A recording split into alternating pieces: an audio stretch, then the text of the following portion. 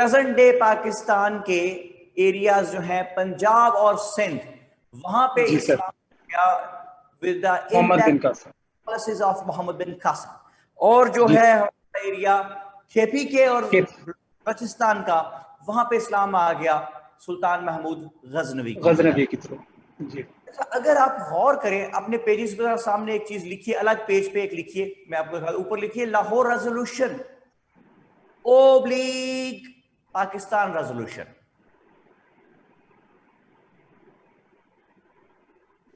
दानियाल इमरान लिखते हैं LMAO, इसका क्या मतलब है दानियाल? किस चीज का एब्रिविएशन बनाया आपने ये?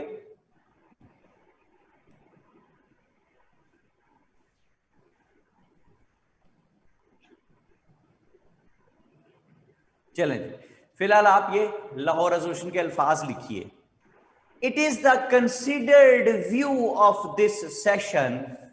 It is the considered view of this session of AIML, यानी All India Muslim League. It is the considered view of AIML that the northwestern, underline कर लीजिएगा हल्का सा, that the northwestern and northeastern, इसको भी अंडरलाइन कर लें, north eastern को छोटा सा, northwestern and northeastern areas of the subcontinent, areas of the subcontinent where the Muslims are in majority, where the Muslims are in majority, should be consolidated to form independent states, form independent states. ये independent states को भी underline कर रहे हैं लफ्ज को, to form independent states where constituent units would be sovereign.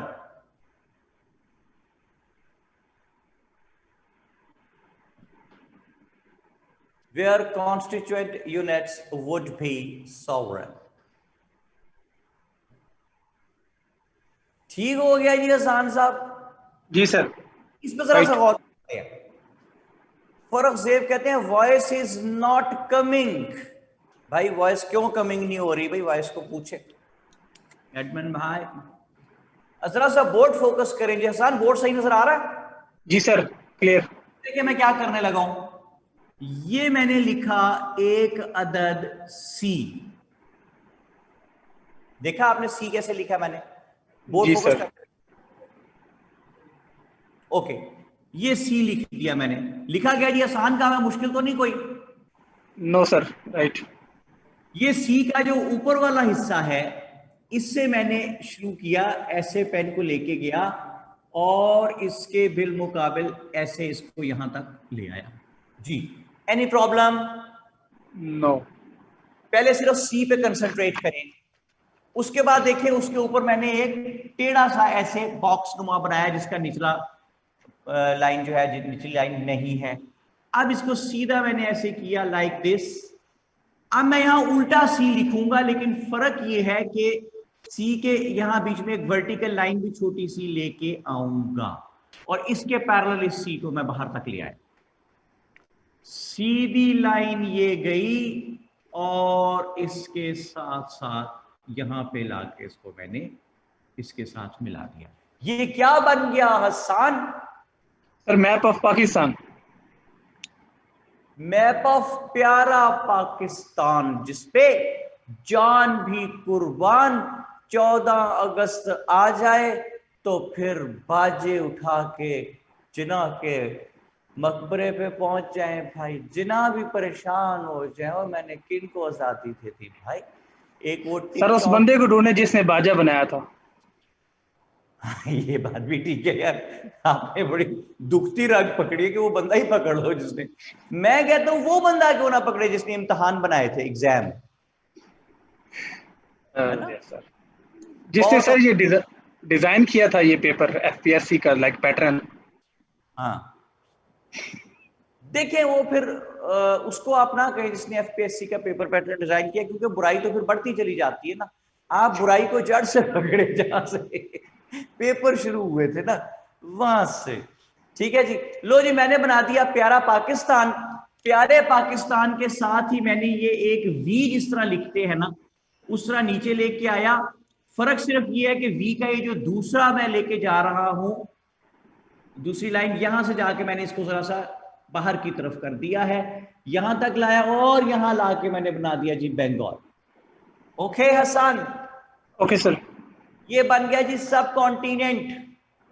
Ji sir. Subcontinent में ये जो डॉटेड एरियाज में बना रहा हूं, पहले तो ये ढूंढते हैं ना कि इसमें रेजोल्यूशन के अल्फाज क्या हैं। अभी मैं पढ़ा कुछ नहीं रहा, मैंने पढ़ाना है अभी, आपको लेक्चर शुरू करना है मैंने अभी मैं सिर्फ एक और चीज की बैकग्राउंड बना रहा हूं। जरा जो अंडरलाइन कराए अल्फाज वो बताना हसन।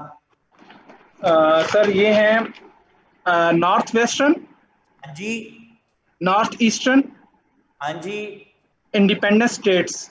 हाँ जी। और बीच में अगर आप जहन में ले आए कौन से north western, north eastern, Muslim majority वाले। जी ठीक है, sir.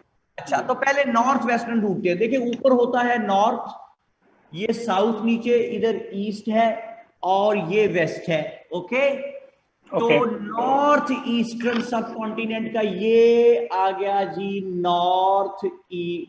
North western present day Pakistan, और ये प्रेजेंट डे बांग्लादेश जो है ये हो गया जी नॉर्थ ईस्टर्न। समझ आ गई जनाब? जी सर। तो सब कॉन्टिनेंट के north western present day Pakistan और north eastern present day Bangladesh, ये क्या कौन से एरियाज हैं जी? क्या कहा इनको हमने रेजोल्यूशन में हसन? सर मुस्लिम मुस्लिम मेजोरिटीज। एरियाज। जी सर। अच्छा, फिर इन पे बाकी बात करते हैं, लेकिन पहले देखिए मुस्लिम मेजोरिटी एरियाज ये क्यों हैं। ये देखिए ये जो मैं डॉटेड एरिया बना रहा हूं सारा प्रेजेंट डे सिंध और पंजाब का, यहां पे इस्लाम आ गया मोहम्मद बिन कासिम की वजह से। ये है जनाब सिंध और पंजाब का एरिया जहां पे मोहम्मद बिन कासिम की वजह से इस्लाम आ गया था, फैलता चला गया था। Gradually with the passage of time Sindh and Punjab became the Muslim majority areas. Done हो गया? Yes sir. नॉर्थ वेस्टर्न की बात हो रही है अभी सिर्फ। तो जी यहां सर। पे केपीके और बलूचिस्तान में जो इस्लाम है वो हमें आता हुआ नजर आ जाता है, किसकी वजह से जी? सुल्तान महमूद गजनवी के खात्मे। गजनवी की वजह से। ओके हो गया। अच्छा जी, अब पहुंचे नॉर्थ ईस्टर्न की तरफ। नॉर्थ ईस्टर्न पार्ट जो है that is present day Bangladesh. Bangladesh. ये देखिए जनाब यहां पे इस्लाम आ जाता है, अभी लाएंगे यहां पे इस्लाम, अभी हम लाई नहीं है, अभी हमने यहां तक पढ़ा नहीं है। ठीक है, अभी हमने सिर्फ नॉर्थ वेस्टर्न तक पढ़ा है।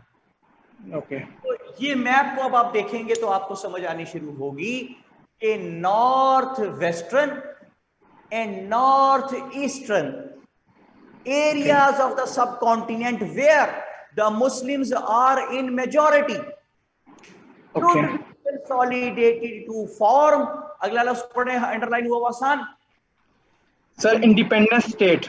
स्टेट्स। आखिर वाले एस पे कंसंट्रेट कर दें सारा, इंडिपेंडेंट स्टेट्स। स्टेट्स। स्टेट नहीं है, स्टेट्स।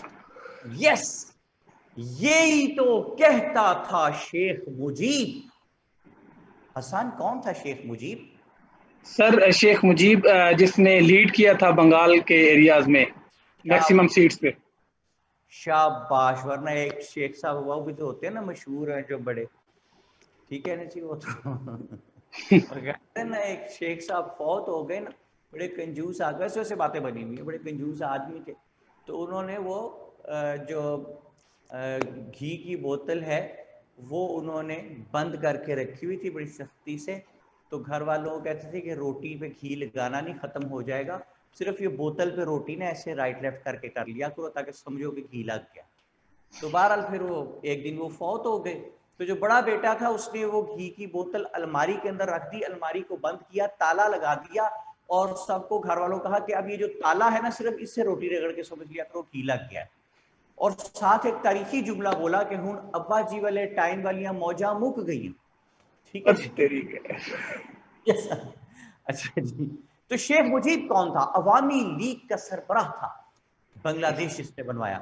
वो क्या कहता था? उसके 6 पॉइंट्स थे। उसके 6 पॉइंट्स में से एक पॉइंट ये भी था कि to follow Lahore resolution in the letter and spirit. तो लाहौर रेजोल्यूशन की शिक क्या है? इंडिपेंडेंट स्टेट्स हैं, स्टेट नहीं है। समझ आइए आसान कोई चीज? जी सर, राइट।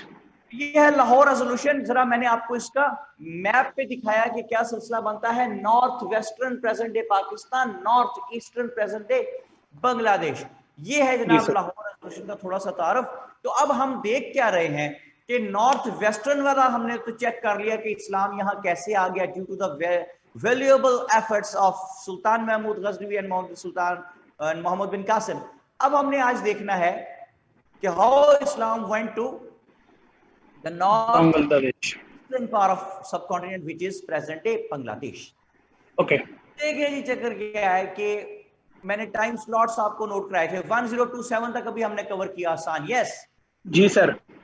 1027 से आगे चले तो आपके पास टाइम स्लॉट जा रहा है 1192 तक। Right sir. इसमें 1192 गजनवी की जो आल औलाद थी, they kept on ruling the various different areas of subcontinent। और उनमें मसूद था, फिर एक लड़का महमूद था, एक बहराम था। they kept on ruling subcontinent, but with the passage of time they started becoming weaker and weaker। कमजोर से कमजोर होते चले गए। लाइक लोग ऊपर नहीं पहुंचे तो वो फिर कमजोर होते चले गए। अच्छा जी, एक बात है, फिलहाल मैं आपको प्रेजेंट डे पाकिस्तान की सरहद से जरा बाहर लेके जा रहा हूं जी। ये है जनाब अफगानिस्तान है।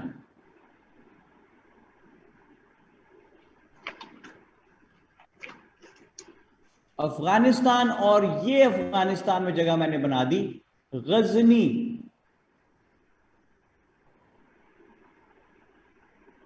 ये बात गजनी आ गया।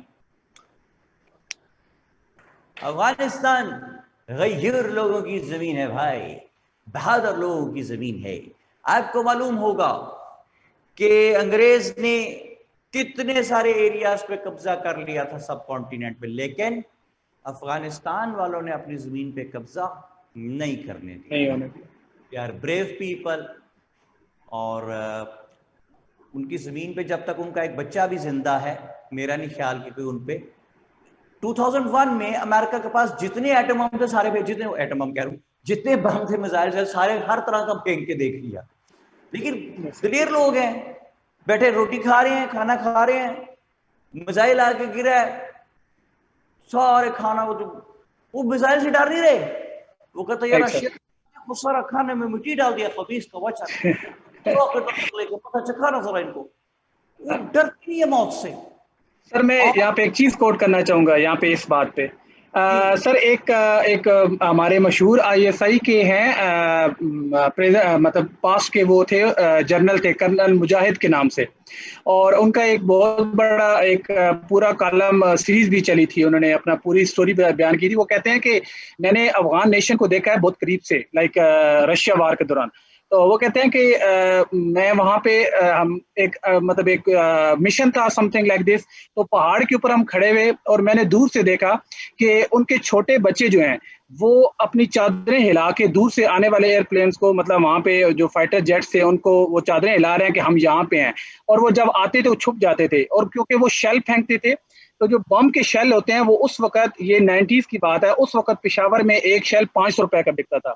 तो वो शेल इकट्ठे करने के लिए खाली वो बम अपने ऊपर मरवाते थे और बाद में छुप के वो फिर निकल के बाहर बम। कहते हैं जिस कौम के बच्चे सिर्फ अपने ऊपर शेल इकट्ठे करने के लिए बम मरवा सकते हैं, तो मेरा नहीं ख्याल कि आने वाले वक्त में इस कौम को कोई सफाई हस्ती से मिटा सकता है। असूलन मैं आपको बताऊं कि तमाम मुसलमानों को इतना ही दिलेर होना चाहिए।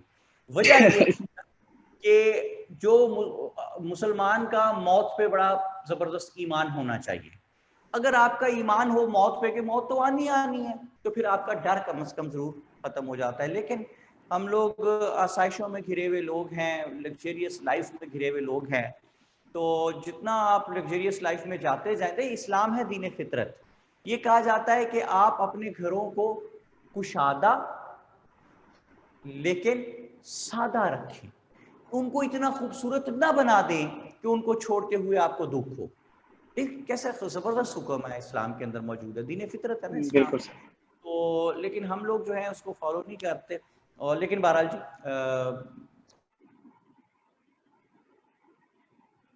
हमारे पाकिस्तान के लोग, अफगानिस्तान के लोग जो अपने मजहब के लिए, अपने मुल्क के लिए जिनमें जान देने का जज्बा होता है, पैट्रियटिज्म होता है, जिनमें वो हमेशा बहुत अजीम लोग होते हैं।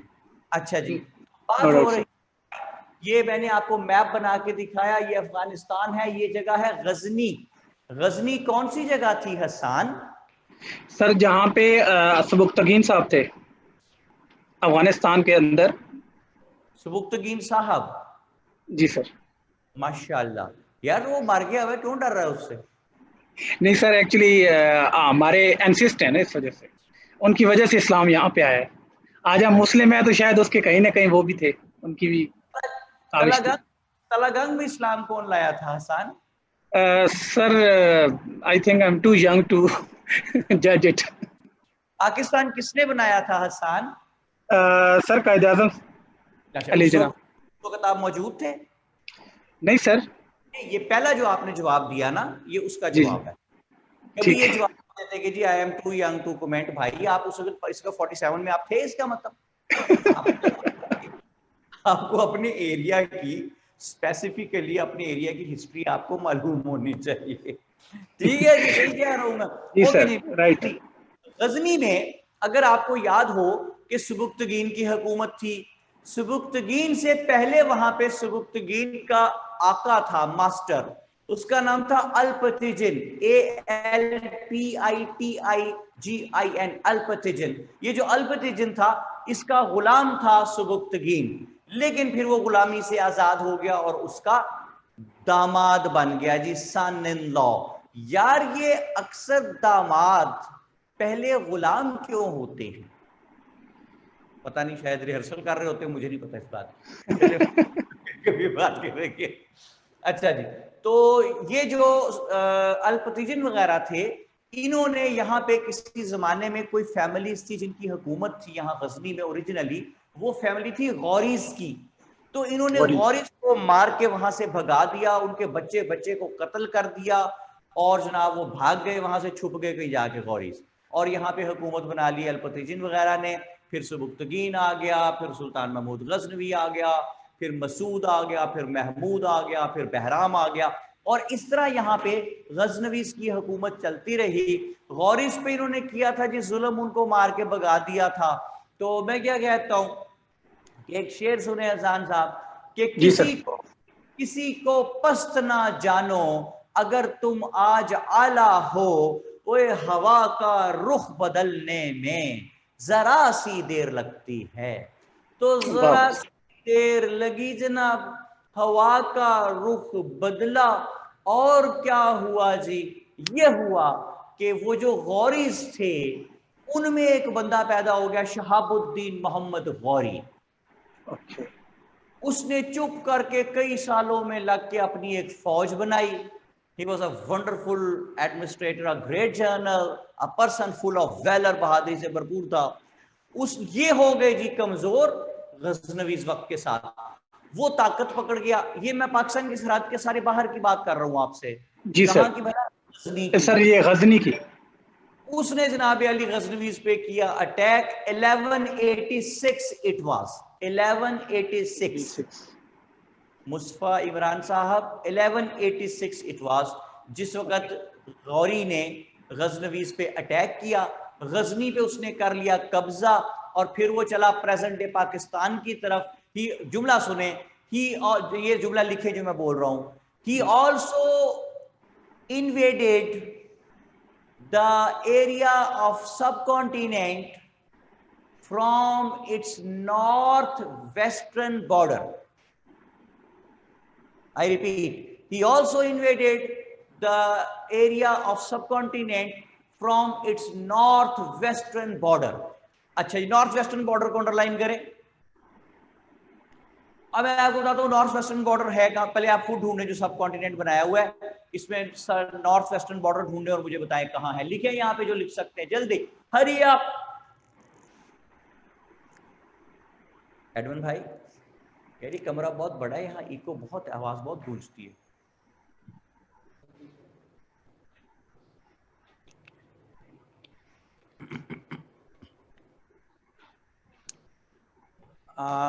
Usman Aslam, not exactly Afghanistan. दानियाल इमरान कहते हैं इंडस वैली। दाऊद अहमद कहीं और फिर रहे हैं, वो कह रहे हैं कश्मीर है। हाँ, आगे केपी के पे जा रहे हैं बात, हो ठीक है, दैट्स राइट।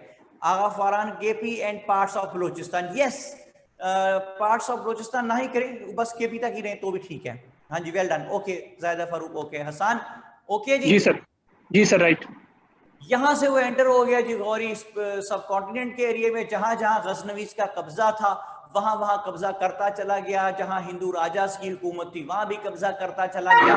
और इस तरह 1192 में 1192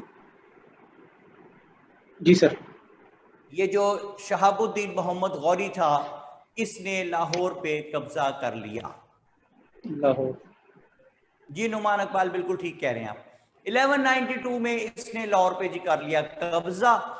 Himself he went back to Ghazni, और 1192 में लाहौर पे यहाँ वो गवर्नर बना के बिठा गया कुतुबुद्दीन ऐबक को।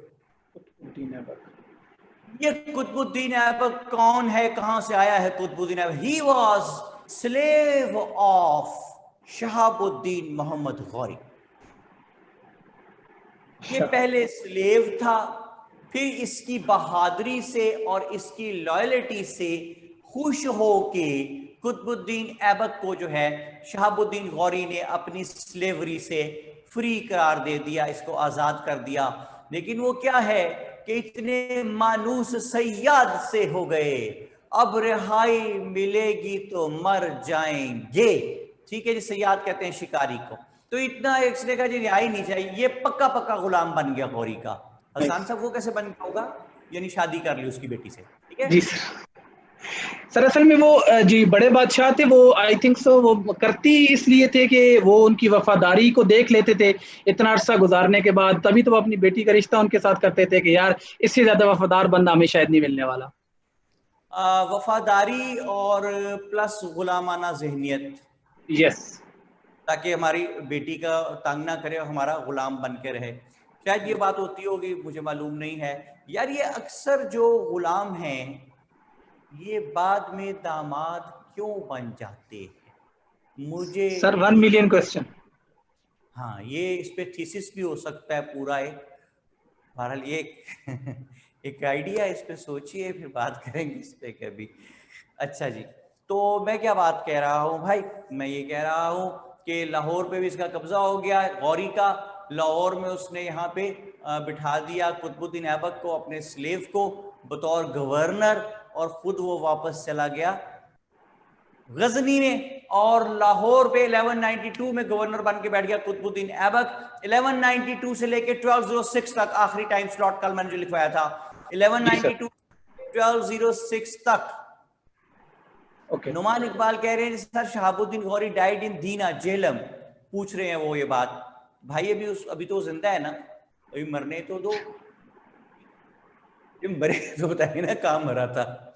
1192 से 1206 तक 14 इयर्स में कुतुबुद्दीन ऐबक ने क्या काम दिखाया कि उसने ना सिर्फ नॉर्दर्न इंडिया के कुछ एरियाज पे कब्जा कर लिया, बल्कि he also took Islam to the northeastern part of subcontinent, and in this manner Qutbuddin Aibak became the first ever person who took Islam to the northeastern part of subcontinent.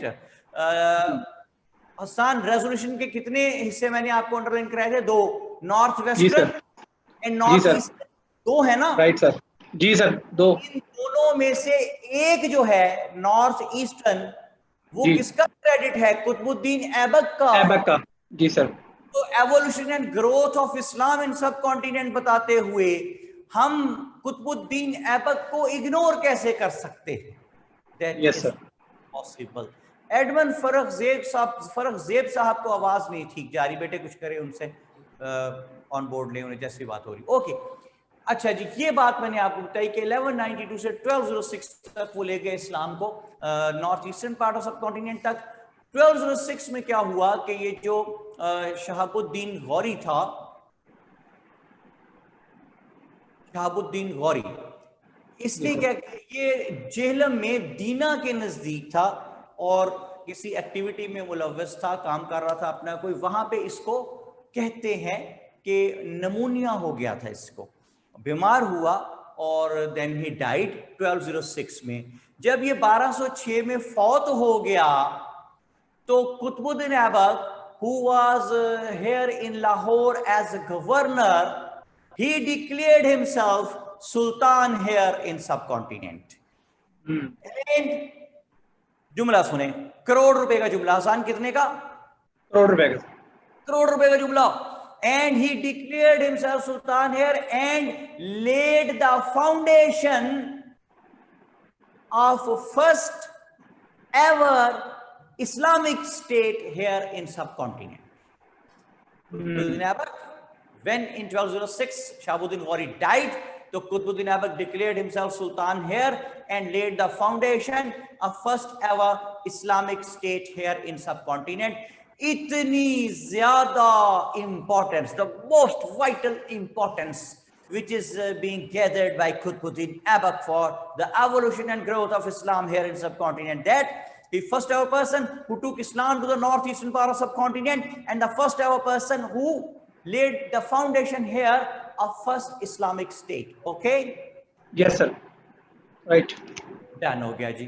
अब अगली बात ये आ रही है भाई कि 1206 से लेके 1206 में उसने ही laid the foundation of first Islamic state and laid the foundation of slave dynasty. ठीक है जनाब? ओके। ओ एडमन भाई, तुझे जुकाम हुआ यार? ओ यार छू छू कर रहा है, मुझे हार्ट अटैक हो जाएगा भाई। रहा ना यार, बार गोलियां चल रही हो तो बंदा नहीं डरता, किसी को जुकाम हुआ हो साथ बैठे बंदे को जान निकल जाती है।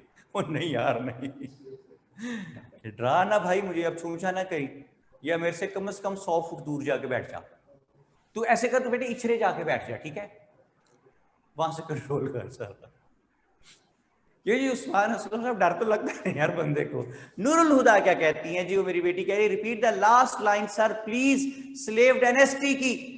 Okay fine. 1206 में व्हेन शहाबुद्दीन गौरी डाइड, तो Qutbuddin Aibak declared himself sultan here and laid the foundation of first ever Islamic state here in subcontinent and he laid the foundation of slave dynasty. जिस स्टेट की उसने बुनियाद रखी उसको कहते हैं slave dynasty जी। 1206 से देखें साथ कौन हमारे हसन जी सर इस्लाम से एक साल और एक पाइप से होती हुई बात डिटेल से आगे चल रही है और पहुंचेगी कहां? 1947 पे। चीजों को याद करना नहीं है, वे याद रखना है भाई। तो बात चली एडवेंट से, जहां उस्मान बिन अबी अल-आस था, मुगीरा हिज ब्रदर, जिसको आप लोग आजकल ब्रो कहते हैं, हेलो ब्रो, ठीक है? चंगा भला ब्रदर उदासी यार तुसी ब्रो कर देता हो, मैं मर्जी आपकी, क्या कर सकते, ठीक है? अच्छा सिस्टर होता है सिस, ठीक है? वो लग रहा है कुछ सिस्कारियां भर रहा है, तकलीफ हो रही है किसी को, ठीक है? तो ये क्या किया हसन साहब आपने? सर असल में हम मैसेज की अवाम है, टेक्सटिंग नेशन है, तो इस वजह से हमने हर चीज को रिड्यूस करना शुरू कर दिया है। हाँ जी, रिड्यूस कर दिया, वेरी गुड, ताकि टाइम जल्दी फास्ट कम्युनिकेशन हो सके। गुड जी सर। अच्छा जी, तो आगे बात की बनी कि ये जो स्लेव डायनेस्टी मुगीरा, मुहल्लब बिन सगीरा, सन्नान बिन सलमा, अब्बाद बिन ज़ियाद, 712 से 1206, जिसमें मोहम्मद बिन कासिम का अराइवल, उसका पॉलिसिस का इम्पैक्ट, फिर अराइवल ऑफ सुल्तान महमूद गजनवी, और फिर अराइवल ऑफ शहाबुद्दीन गौरी। ये करते हुए ये अब तक जितनी हमने डिस्कशन की 1206 तक, उसमें हमने ये देख लिया कि Islam north western and north eastern part of subcontinent तक पहुंच गया। डन हो गया जी सर। अच्छा जी, हसान अहमद बेटे से लेंगे जी इजाजत। Thank you very much Hassan, बहुत देर thank you sir, so nice of you. यहाँ लिखे कि मैं बात करना चाहता हूं सो दैट कि हम उसको ऑन बोर्ड ले सकें फौरी तौर पे। फरख ज़ेब साहब कह रहे हैं कि जनाब मैंने बात करनी है। कह रहा है फरख तो कैमरे के पास आ गया, मुंह कैमरे के अंदर डाल के, मैंने बेटे वहां ऑनलाइन लेंगे तो बात करेंगे, या कैमरे के अंदर जितना मर्जी मुंह घुसा ले बात नहीं हो सकेगी, आवाज नहीं आएगी। फरख कब भाग गया, बात तो कर। फरख ज़ेब साहब से बात कराएं जी मेरी तरफ। फरख ज़ेब साहब कैसा भी ठीक है?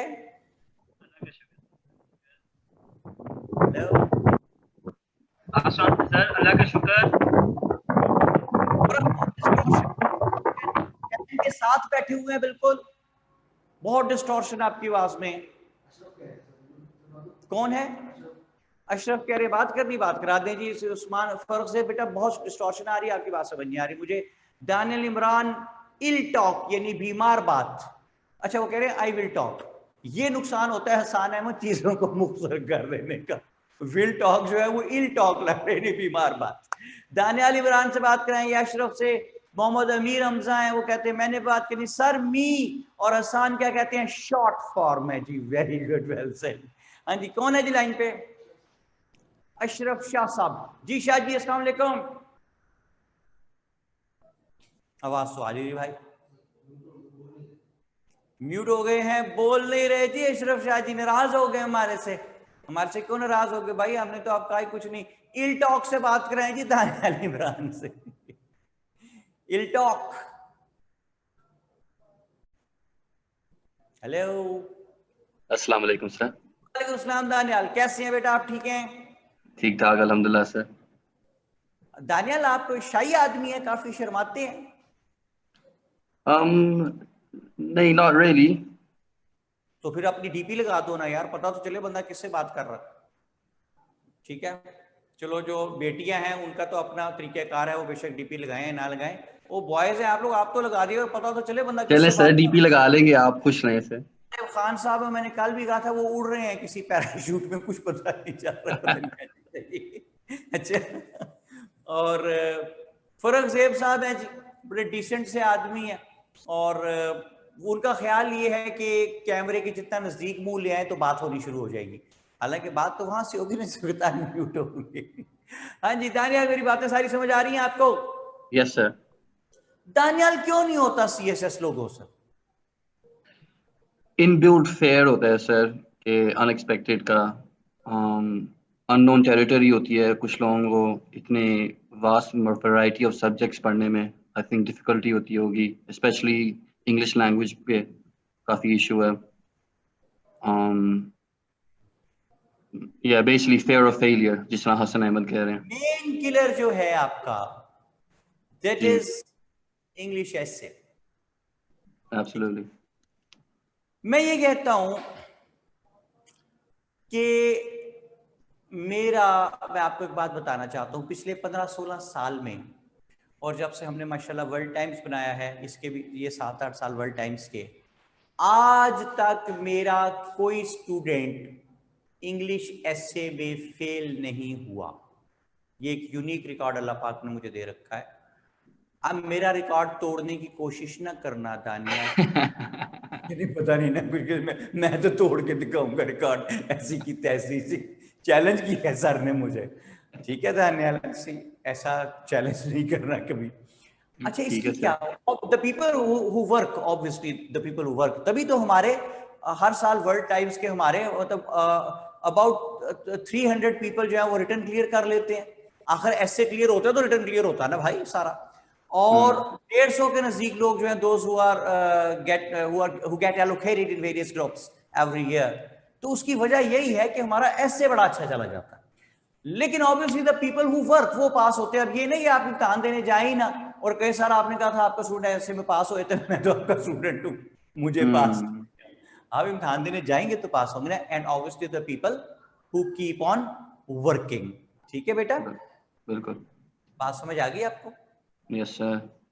अच्छा कमर्शियल टाइम आ गया जी।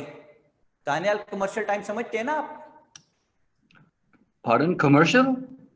प्रोग्राम के बीच में कमर्शियल नहीं आती? हाँ जी हाँ जी हाँ जी। ये देखिए जी हाँ, सैनिटाइजर लगाइए बार बार, अपनी सेहत को रखिए, स्पॉन्सर है और जारी रख, हाँ जी जारी रख सकिए अपना। हुकूमत को देते रहिए टैक्स हर बार। वजारत सेहत हुकूमत पंजाब। ठीक है जनाब? ठीक है। ये है जी कंपनी की मशहूरी थोड़ी सी। पहले मैं इंग्लिश एसे के लिए बहुत परेशान रहता था, फिर मेरे एक दोस्त ने मुझे वर्ल्ड टाइम्स जाने का मशवरा दिया। मैंने वर्ल्ड टाइम्स से इंग्लिश एसे तैयार किया, मेरा एसे बहुत परफेक्ट तैयार हो गया। मैं तो चला वर्ल्ड टाइम्स और आप, ठीक है जी, कमर्शियल टाइम ओवर हो गया जनाब।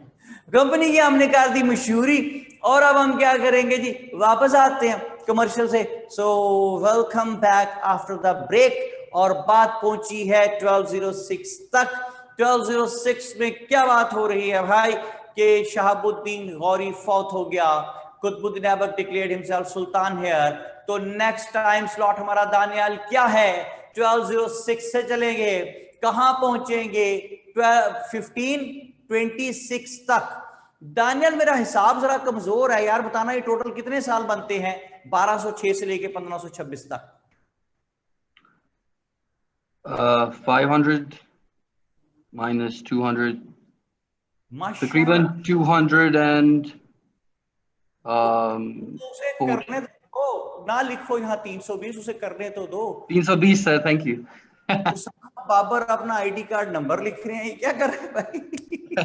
माइनस इतना प्लस इतना। उसामा बाबर आपको दानियाल समझा रहे हैं कि इतना प्लस माइनस है। फरहान अली, आगा फरहान अली कहते हैं 300 है, पता नहीं कैसे 300 है। दाऊद कहते हैं 320। वेरी गुड दाऊद, शाबाश। 320 है भाई, इतना कौन सा बड़ा हिसाब था दानियाल? तू पूरे कैलकुलेटर लेके बैठ गया है और तूने एक डिपार्टमेंट बना दिया है, वो तूने बंदे नौकर रख लिए हैं, तूने बंदे नौकर रखा है। तुमने करना ये है कि बताओ कि 200 1206 से लेके 1526 तक टोटल कितने साल बनते हैं? उसामा बाबर वो कहते हैं जी के आईडी कार्ड नंबर है। ये क्यों लिखा है जी? मुझे नहीं पता क्यों लिखा है। Sorry sir, I was sending to someone at WhatsApp. Usama Babar अपना आईडी कार्ड नंबर किसी को भेज रहे थे और वो गलती से उन्होंने यहां पे भेज दिया। Usama Babar, I really feel very sorry for you for your future. ठीक है, इसलिए भाई कि किसी को करने वाला मैसेज जब गलती से आप अपनी बेगम को भेज देंगे ना, तो बस वो मैसेज बेगम के फोन में आया, इतना तो मीर ने देखा, फिर उसके बाद चिरागों में रोशनी न रही। ठीक है? क्यों जनाब दानियाल इमरान साहब, उसामा बाबर आपका क्लास फेलो, उसे समझाएं कि ये हरकतें नहीं करनी भाई। मैसेज किसी को हमें अपना आईडी कार्ड नंबर लिख के भेज रहा है, तो क्या पता कल को किसका मैसेज किसको भेज दे। अच्छा जी, चले बहरहाल उनकी मर्जी है जी, आपका क्या कर सकते हैं। कहाँ गया उसामा? लिख यार भाई। उसामा हमारे साथ प्लेज करें कि आइंदा आप मोहतात रहें। उसामा कहते हैं खैर है सर, 4 शादियों की इजाजत है। बेटा तेरे जैसा बंदा ना एक करने के बाद ही कह रहे होते हो नहीं नहीं यार नहीं ऐसा नहीं होता, बंदे नू लॉयल होना चाहिए है ना? उसामा सब जानते हो बेटे जितनी तू बातें करता है। अच्छा चलें जी, तो बात क्या बनी जी? बात अब जा रही है 320 साल हैं। These 320 years are vital whereas the evolution and growth of Islam is concerned. How you can shun out these 320 years? तो इन 320 सालों में जरा मेरा ख्याल है पेज 11 या 15 होगा, जरा निकालना नोट्स में, हॉरिजॉन्टल जिसमें डायनेस्टीज हैं 1206 से 1526। मिल गया दानियाल? जी सर। Page number 12। 12? जी जी पेज 12 है जी, निकाले सब पेज 12 सामने।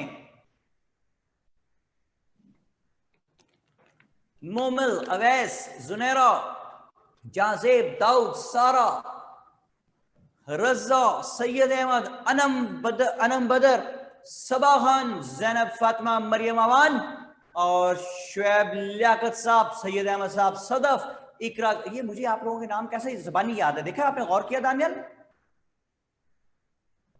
सर आपके सामने लिस्ट खुली हुई है। हाँ बिल्कुल सामने लिखे हुए यार, नाम किसी बात है। वेरी गुड, शाबाश। दाऊद ने बताया जी कि पेज 12 है पीडीएफ का और बुक पेज यानी मेरे ख्याल वो नोट्स का पेज है 11 कहना चाह रहे हैं दाऊद, ऐसी बात है? बिल्कुल। ऐसा कहते हैं, that's great, thank you very much. अच्छा जी, तो सबसे पहले है 1206 से 1526 के अंदर, इसको भी हमने बाइफरकेट कर दिया इन 320 सालों को। इसको कैसे बाइफरकेट किया? सबसे पहले लेके आए 1206 से 1290, 1206 से 1290, और ये जो डायनेस्टी है दानियाल आप बोलेंगे नहीं, लोग यहां पे लिखिए कि 1206 से 1290 तक कौन सी डायनेस्टी आपके सामने लिखी हुई है, ताकि मुझे पता चल जाए कि you people are on the right page and we both are on the same page. Slave dynasty है जी, slave dynasty, slave dynasty, good. Slave dynasty it is known as because whosoever ruled in this dynasty ruled for 84 years, 1206 से 1290 तक। तो whosoever ruled here in this dynasty, he himself was a slave or he was the son or daughter of the slave। ठीक है जी, इसलिए इसको slave dynasty कहते हैं। इसमें टोटल 10 रूलर हैं, आपके सामने लिखे हुए हैं जी, देखें कौन कौन है। कुतुबुद्दीन ऐबक है 1206 से 1210 तक जी दानियाल, ओके? Yes sir. दूसरा रूलर है इसमें आराम शाह, ये 1210 से 1211 तक है। दानियाल? बिल्कुल सर, बिल्कुल।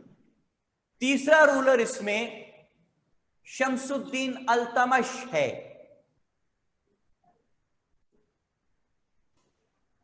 ठीक है जी।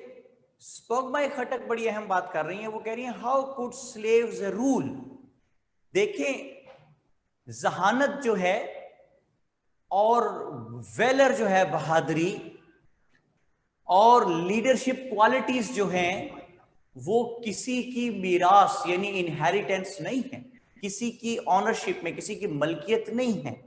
तो जैसे मैंने आपको बताया कि कुतुबुद्दीन ऐबक को यहां बिठा गया था शहाबुद्दीन गौरी, उसको क्यों बिठा गया था इस पे अभी बात कर लेते हैं। तो स्पोगमाई खटक आपकी बात का पूरा पूरा जवाब भी आ जाएगा। मोहम्मद अमीर हमजा कहते हैं sir what is full name of Shamsuddin, can you kindly repeat. Amir Hamza आपके सामने मेरे बेटे नोट्स होने चाहिए। His name was Shamsuddin Altamash. लिखेंगे इल्तुतमिश, इल्तुतमिश और बोलेंगे अल्तमश। हुसन और दौलत किसी की मीरास नहीं होती। ये हसन अहमद साहब ने लिखा है जी कि हुसन और दौलत किसी की मीरास नहीं होती। पता नहीं हसन, दौलत किसी की मीरास क्यों नहीं होती है, आपने क्या बात की है? हुसन किसी की मीरास नहीं होती, ऑल राइट, एग्रीड, ठीक है। एक वो क्रिस गेल का बच्चा भी बड़ा प्यारा हो सकता है, याह काले बंदे का बच्चा बड़ा प्यारा हो सकता है, लेकिन ये आपने क्या बात की दौलत वाली है, मुझे समझ दौलत तो होती मीरास में, ज्यादातर मीरास में मिल जाती है। सबा खान कहते हैं ही गॉट हिज फ्रीडम, हाँ जी फ्रीडम मिल गया तो फिर गुलाम क्या करें। ओके, देखिए 1206 से बात स्टार्ट हुई। पहला आदमी है कुतुबुद्दीन ऐबक, टोटल इसमें 10 लोग हैं। कुतुबुद्दीन ऐबक के गिर्द एक डब्बा बना, स्टार लगा दें जी, कुतुबुद्दीन ऐबक के साथ स्टार लगा दें, यानी ये अहम आदमी है। कौन है कुतुबुद्दीन ऐबक, कहां से आ गया है कुतुबुद्दीन ऐबक, कौन लाया है कुतुबुद्दीन ऐबक, ठीक है जी। तो कुतुबुद्दीन ऐबक जो है ये he was born in central Asian states. When he was a child he was kidnapped by somebody and was sold out to a person whose name was Qazi Fakhruddin. I repeat, Qutbuddin Aibak central Asian states में पैदा हुआ और छोटा ही था तो kidnap हो गया, and then he was sold out to a person whose name was Qazi Fakhruddin. Qazi Fakhruddin made wonderful upbringing of Qutbuddin Aibak, and Qutbuddin Aibak grew up in a very, very able young man. Qutbuddin Aibak grew up in a very, very able young man. उससे क्या हुआ जी कि जब ये बड़ा हो गया तो काजी फखरुद्दीन ने इसको बेच दिया शहाबुद्दीन मोहम्मद गौरी के पास। इस तरह ये शहाबुद्दीन गौरी के पास आ गया। He was a very brave person, Qutubuddin Aibak was। ये एक जंग लड़ रहा था उसके साथ मिलके गौरी के साथ। तो उस जंग में Gauri was about to be arrested or killed by the other army. So when he stood in front of him, he fought with great valor and provided an opportunity to Shahabuddin Ghori to save himself and get away from the battlefield. And instead, Qutbuddin Aibak was arrested. Qutbuddin Aibak Ghori को इतना अजीज था कि फिर कुतुबुद्दीन ऐबक ने कुतुबुद्दीन ऐबक गौरी को इतना अजीज था कि फिर गौरी ने सिर्फ इसको आज़ाद कराने के लिए उस जगह हमला किया और इसको आज़ाद करवा के वापस लेके आया। एक दफ़ा कुतुबुद्दीन ऐबक ने अपने बहुत सारे जो गुलाम थे उनमें इनाम बांटा ढेर सारा। ये क्योंकि बड़ा नियर एंड डियर था तो इसको ढेर सारा इनाम दे दिया। जब इसको ढेर सारा इनाम मिल गया इसने बाहर जाके वो सारा इनाम बाकी गुलामों में बांट दिया। When Ghori came to know कि इसने ये हरकत की है कि अपना इनाम भी बाकी गुलामों में बांट दिया है तो वो बड़ा खुश हुआ और उसको समझ आई कि ये कोई अच्छे खानदान का चश्मो चिराग लगता है जिसने खानदान जिसका ब्लड जो है वो बोलता है कि वाकई उसके अंदर अच्छी सलाहियतें मौजूद है, अच्छे खानदान का खून है। उसने इसको अपनी गुलामी से आजाद कर दिया। लेकिन कुतुबुद्दीन ऐबक उसकी गुलामी का इतना आदी हो गया था कि ये फिर उसका पक्का पक्का स्लेव बन गया। दानियाल कैसे पक्का पक्का स्लेव कैसे बना? हाँ जी सर ये तो वही हिसाब हो गया जब आप पिंजरे का केज खोल देते हो और परिंदा बाहर नहीं निकलता, आदी हो जाता है। वेरी गुड भाई, उसका दामाद बन गया, सन इन लॉ। शाबाश, वेरी गुड जी, ठीक है। Got married to her daughter, got married to his daughter. हाँ जी, कुतुबुद्दीन ऐबक ने शहाबुद्दीन गौरी की बेटी से शादी कर ली, उसका दामाद बन गया। जब 1192 में गौरी ने लाहौर पे कब्जा किया तो वो अपने दामाद कुतुबुद्दीन ऐबक को, अपने सन इन लॉ कुतुबुद्दीन ऐबक को लाहौर में बतौर गवर्नर बिठा के चला गया वापस गजनी। आप समझ आ गई जी आपको बात कि स्लेव जो है वो रूलर कैसे बन जाता है। स्पॉक बाय खटक पूछ रही थी how slaves can become the rulers. देखा, पहले स्लेव था, फिर स्लेवरी से हटा, सन इन लॉ बन गया, रूलर्स की फैमिली का हिस्सा बन गया, तो फिर वही रूलर इसको गवर्नर बना के चला गया।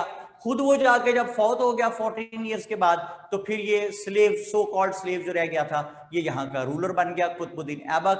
1206 से 1210 4 साल रूल करता है। ही was a great administrator, he was a great general, और इसको जो है वो बिल्डिंग्स बनवाने का बड़ा शौक था। इसने एक बिल्डिंग बनवाई, कुव्वतुल इस्लाम मॉस्क दिल्ली में बनाई, कुव्वतुल इस्लाम मॉस्क। और इसने दिल्ली के नजदीक एक जगह थी कुतुब मीनार बनवा रहा था, ये दिल्ली के नजदीक कुतुब मीनार। कुतुब मीनार को कुतुब मीनार क्यों कहते हैं दानियाल? क्योंकि इसे कुतुबुद्दीन ऐबक ने बनवाया था, आई गेस। नुमाना आप क्या, नुमान इकबाल साहब आप क्या कहते हैं? कुतुब मीनार को कुतुब मीनार क्यों कहते हैं? लिखें यहां नुमान।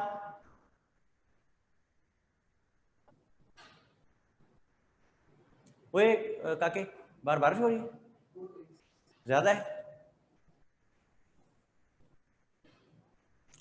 अवैस शाहिद साहब कहते हैं जी सिंबल के तौर, पता नहीं किस चीज का सिंबल है जी, ये मुझे नहीं पता। अच्छा जी, इट्स रेनिंग सर, उस्मान कहते हैं वेरी गुड। नया बजर कहते हैं लाइब्रेरी, पता नहीं किस चीज की लाइब्रेरी है ये। मुस्तफ़ा इमरान कहते हैं बरियल प्लेस है, ये भी मुझे नहीं पता क्या है। और जो है वो नुमान से मैंने पूछा था, उसने अब तक कहा ही कुछ नहीं।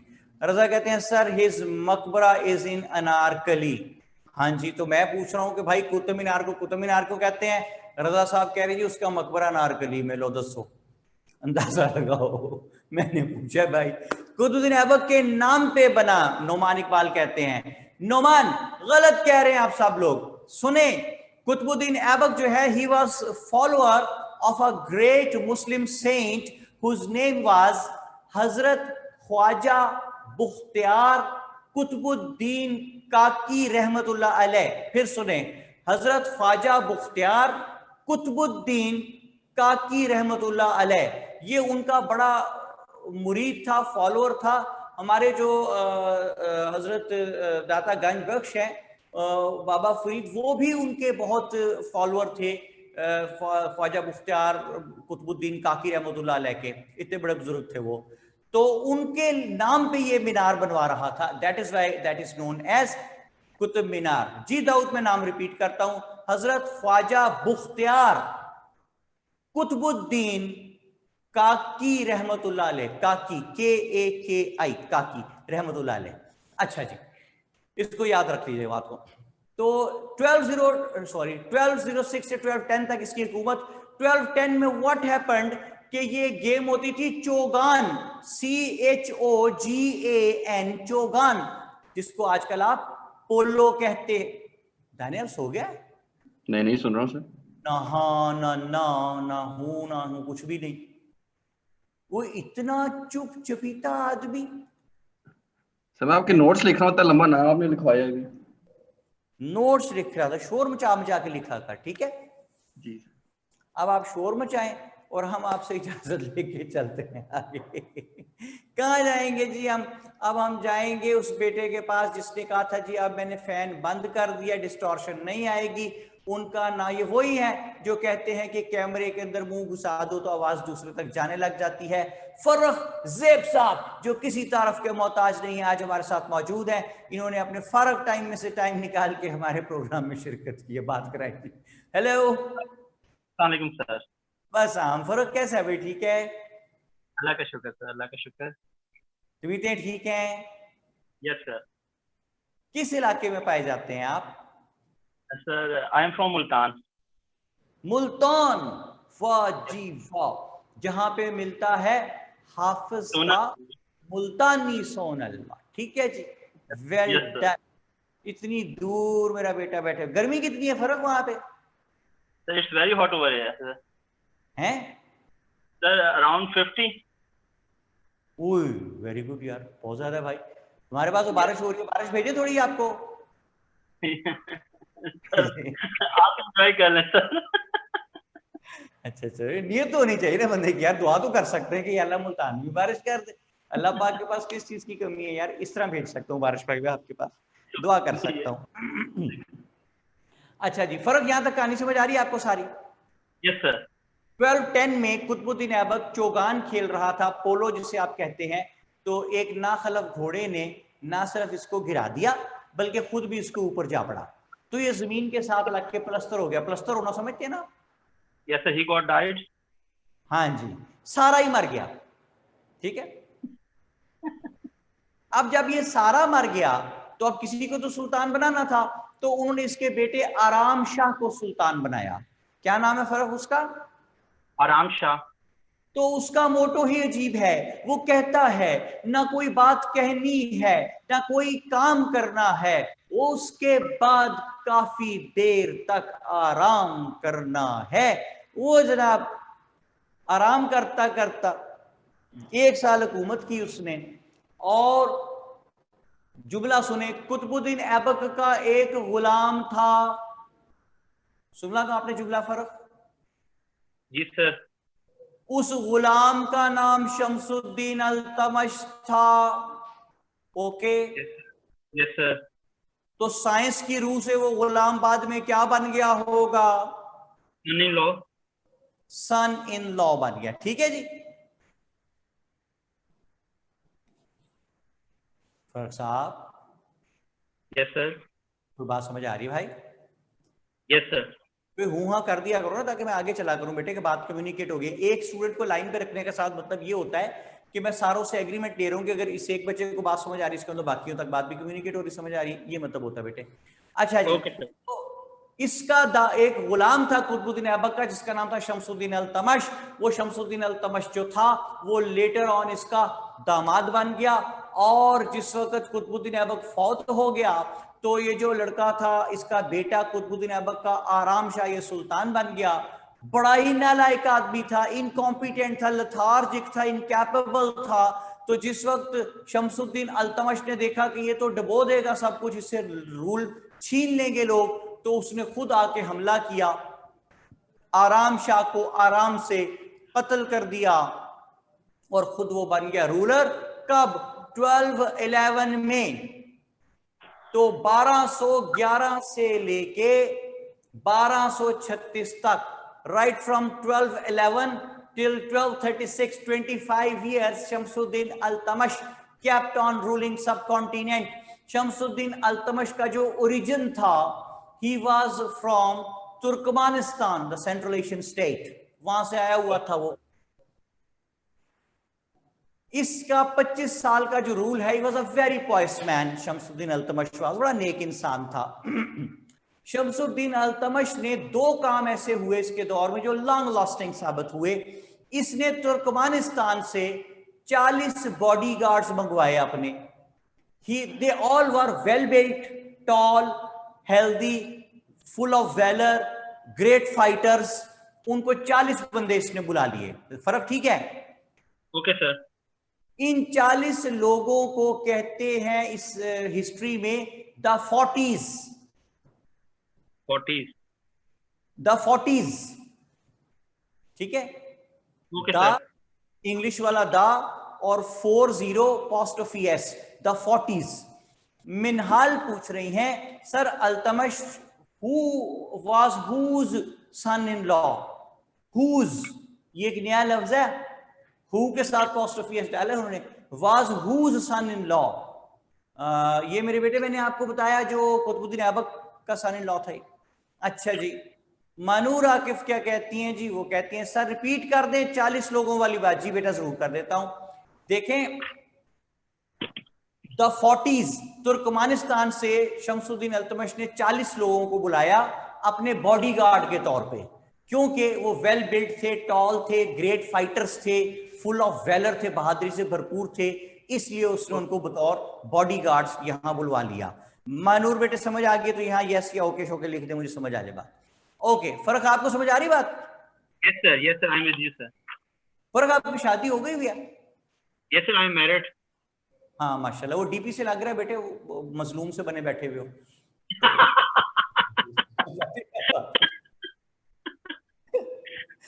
जायदा फारूक कह रही है काइंडली रिपीट। ठीक है, मैं रिपीट कर देता हूं बेटे। फर्क लगता है आपकी डीपी से, जितने आप मजलूम बने बैठे, लगता है आपकी शादी हो गई है, ये कहा है जायदा। यही रिपीट करना था बेटे। ज्यादा क्या रिपीट करूं बेटे, ये तो लिखा करे ना साथ कम से कम बेटा। उसने, बहनूर ने कहा कि वो बात रिपीट कर दें, 40s वाली मैंने कर दी। अब आप कौन सी बात रिपीट करने को कह रहे हैं? 40s वाली ही कह रहे हो बेटे। मैं दोबारा करता हूं, शम्स कैसे सुल्तान बना? ये बात तो पीछे रह गई थी जायदा बेटे, तो बात पीछे रह गई, लेकिन फिर बता देता हूं।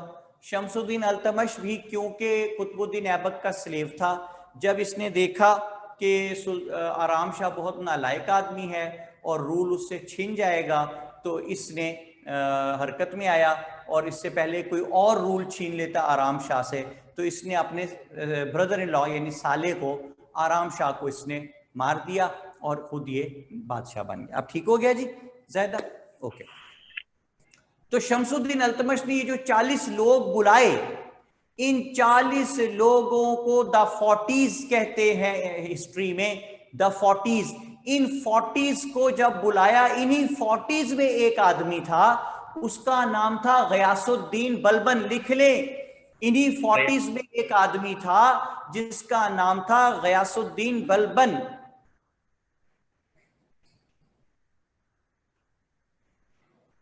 ओके अफसा बेटे, आई विल ट्राई, लेकिन ये मैं आप कई दफा ना फिर बता दूंगा आपको। अच्छा जी, तो वो जो गयासुद्दीन बलबन था, वो इसको बड़ा पसंद आया अल्तमश को कि यार ये तो बड़ा लायक आदमी है। अच्छा जी, गयासुद्दीन बलबन आया किस कैपेसिटी में है यहाँ पे? फर्क सर, सॉरी सर, मैं पूछ रहा हूं बेटा कि गयासुद्दीन बलबन यहां आया किस कैपेसिटी में है? बॉडीगार्ड के तौर पे। Okay sir, bodyguard. ठीक है, अच्छा आ तो गया, यहाँ सबा खान कहते हैं नेक्स्ट सन इन लॉ। अच्छा, बॉडीगार्ड के तौर पे आ गया, लेकिन शमसुद्दीन अल्तमश ने सोचा कि बड़ा लायक आदमी है और इसको सिर्फ बॉडीगार्ड रखना मुनासिब नहीं, तो उसने इसको अपना स्लेव बना लिया। ठीक है, बतौर बॉडीगार्ड आया और स्लेव बन गया। अब 40s में से बाकी कितने रह गए?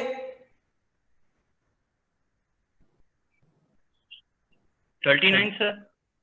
फर्क से तो है, साहब बड़ा तेज है यार, हैं 40 में से एक निकालो, 39 बना भी लिया आपने, वाह जी वाह। अच्छा जी, 39 लोग रहे, ये जो 39 बाकी बचे, इनको शमसुद्दीन अल्तमश ने सोचा कि यार इनको बतौर बॉडीगार्ड रखना बड़ी एक वो अनफेयर सी चीज है, इनको इनकी कैपेसिटी के मुताबिक यूज करना चाहिए।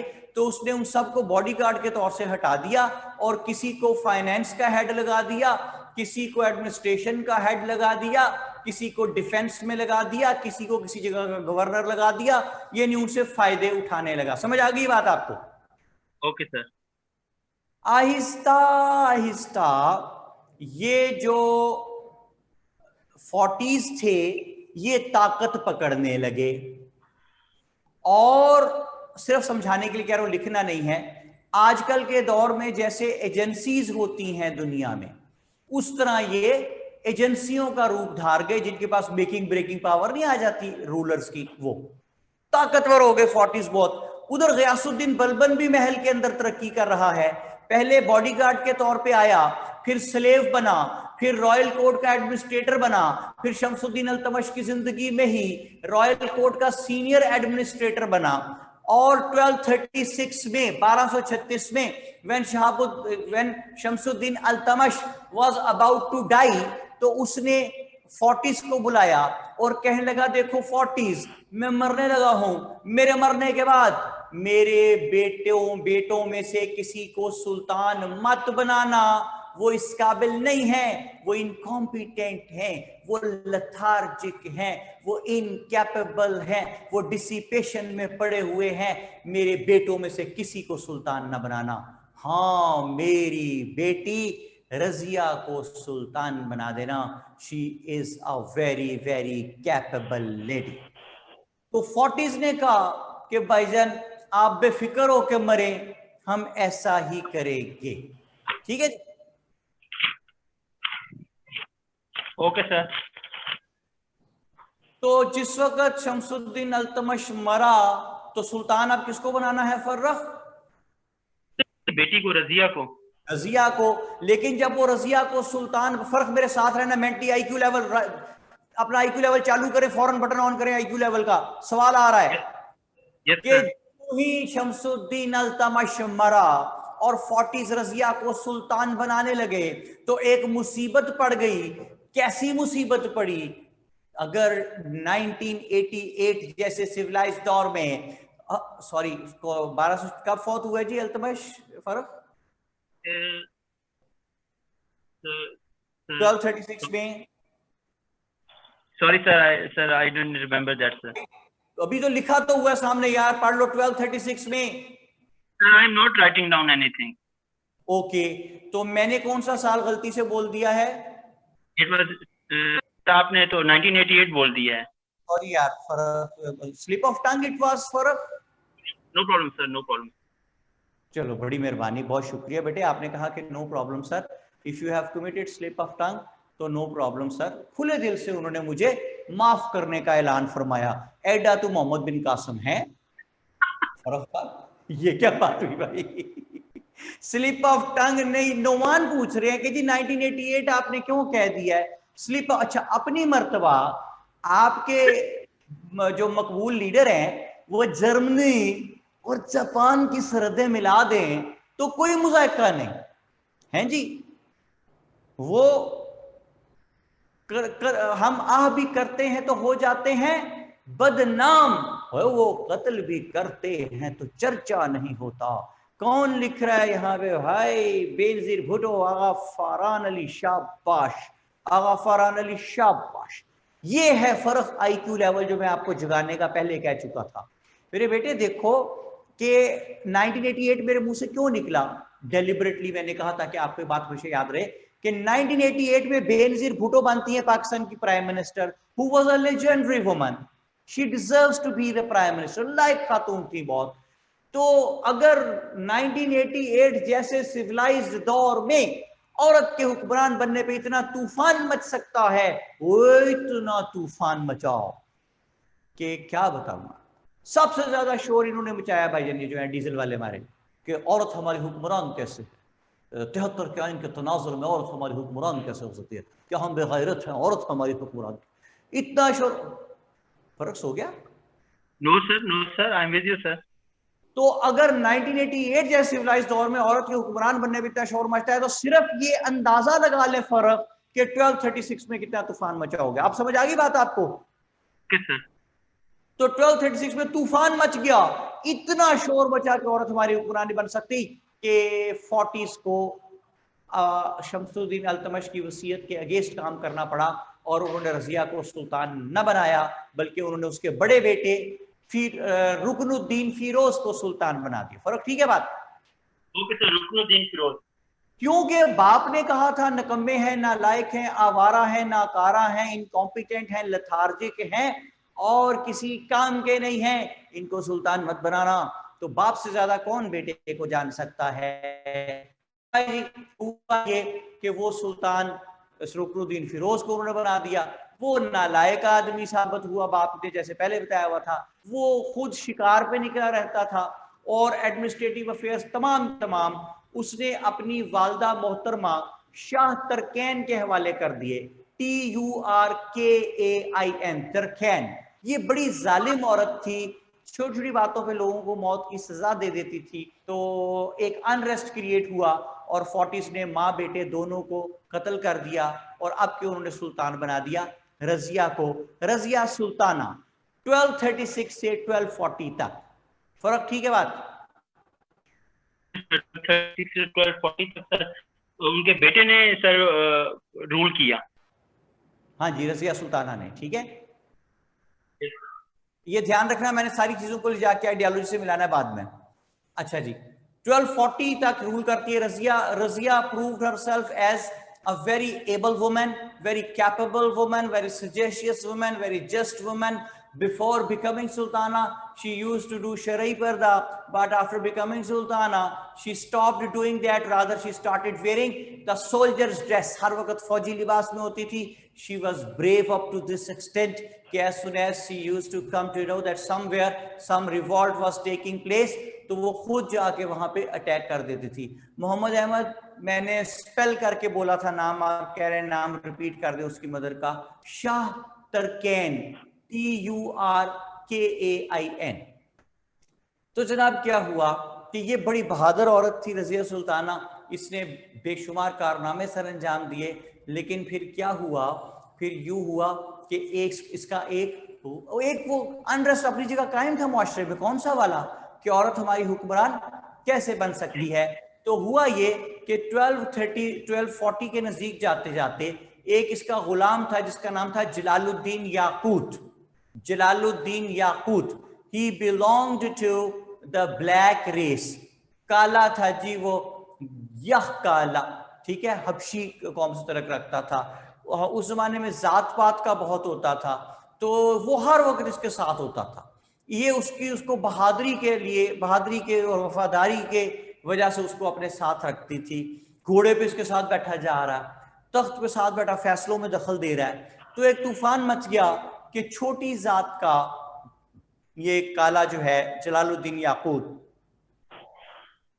ये हमारी मलका के साथ क्यों होता है और हमारे फैसलों में दखल क्यों दे। People talk about illicit relation between Razia and Jalaluddin Yaqut, but that was not the case.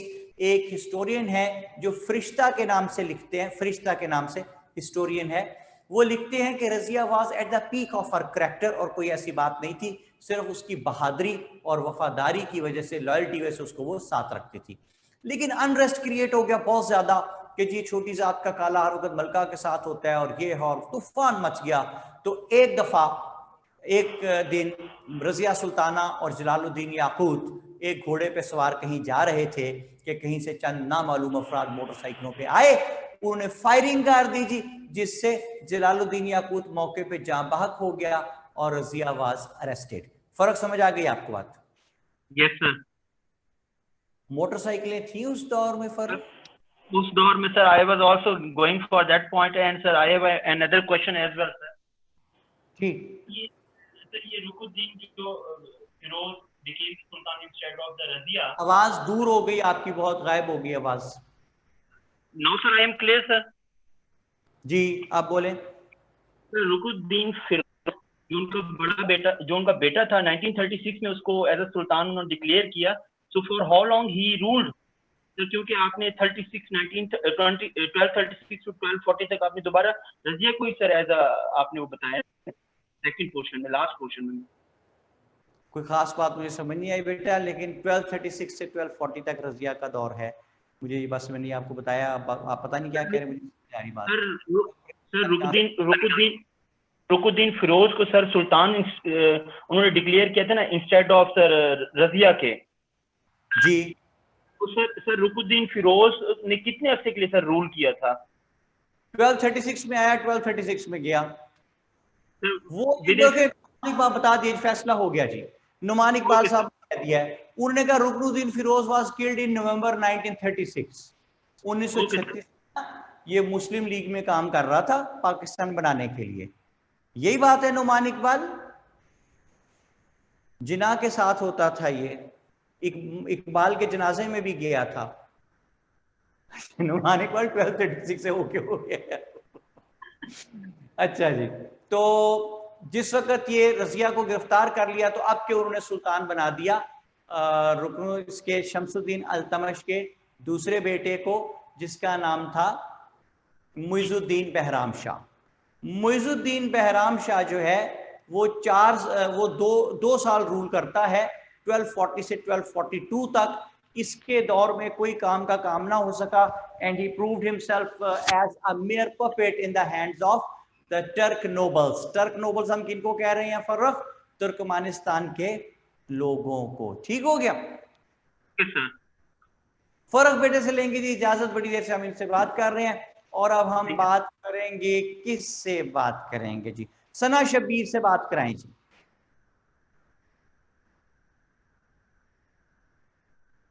Hello hello, आगे सना किधर है? हेलो, नहीं है, बात कराएं जी। नया उससे बात कराएं, ये सरमी अमीर हमजा से बात कराएं जी। मोहम्मद अमीर हमजा लिखें।